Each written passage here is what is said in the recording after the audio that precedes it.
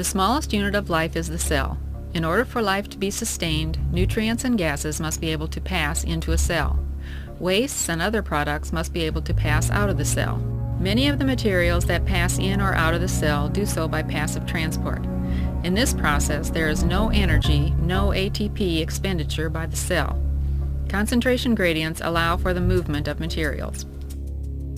Osmosis and dialysis, both specific types of passive transport, use this concentration gradient of high to low. Another type of passive transport is facilitated diffusion. Since it is passive, the high to low concentration gradient is present. However, the process is facilitated by a carrier protein. The carrier protein is somewhat like a revolving door, allowing easy access across the membrane and then rotating back to the other side. All of these processes, osmosis, dialysis, and facilitated diffusion, are passive. The cell does not have to use any energy to move materials by these methods. The concentration gradient is used. However, there are materials that need to be moved against their concentration gradient.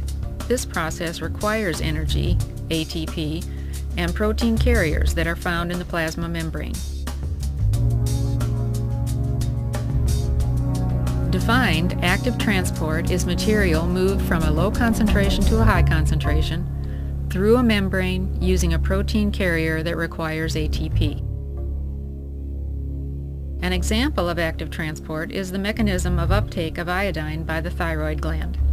Iodine is essential for the manufacture of hormones that influence body metabolism. When you eat a meal containing iodine, the iodine will pass from the small intestine into the circulatory system. As the capillaries pass through the thyroid gland, iodine diffuses out of the circulatory system. Iodine attaches to protein carriers in the thyroid cell's plasma membrane. Being proteins, they have a unique shape, so only iodine will fit. Glucose, which is also actively transported into the cell, relies on a different protein receptor. The energy required is somewhat analogous to a rock being pushed uphill. The processes of simple diffusion, osmosis and dialysis, facilitated diffusion, and active transport allow for most all of the small material, those dissolved in plasma and extracellular fluid, to pass in or out of the cell. Large particles, however, pass into the cell by endocytosis. This is an active process. It needs ATP. In this process, the plasma membrane surrounds the particle, such as bacteria or a food morsel, and forms a vesicle that pinches off from the membrane. The cell does this in two different ways. One way is called phagocytosis. In this method of cell eating, large particles are surrounded when the cell extends the plasma membrane and engulfs the particle. The result is a membrane-bound package of material. Fluids that the cell wants to take in enter by a process called pinocytosis. In this type of endocytosis, the cell membrane sinks in, the material sinks inward, and the membrane pinches off. The cell uses energy for this movement. In both types of endocytosis, the cell ends up with a membrane-bound vesicle.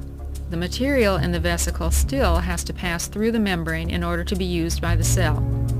In this case, the lysosome joins with the vesicle and digestive enzymes break down the material to particles small enough to pass through the membrane and into the cytosol.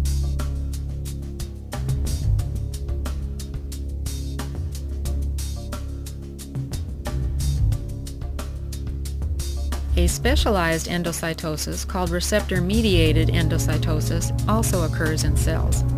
In this process, molecules of a particular substance, such as cholesterol, bind to receptors in the plasma membrane. The vesicle is formed as the membrane sinks in. Then a lysosome joins the vesicle and the digestive enzymes break down the substance, releasing it from the receptors. The substance diffuses into the cytoplasm, the lysosome reforms, and the vesicle, with now empty receptors, becomes part of the plasma membrane again. This allows for the cell to reuse or recycle the receptors. A function of some cells is to manufacture or synthesize materials for export. In many cases, this material is made up of large molecules like proteins that cannot pass through a plasma membrane. The process of exocytosis enables the cell to pass this material out of the cell. The cell is a very dynamic living entity. It is essential that materials move in and out of the cell. This is done by passive transport using a concentration gradient and active transport, endocytosis and exocytosis, using ATP.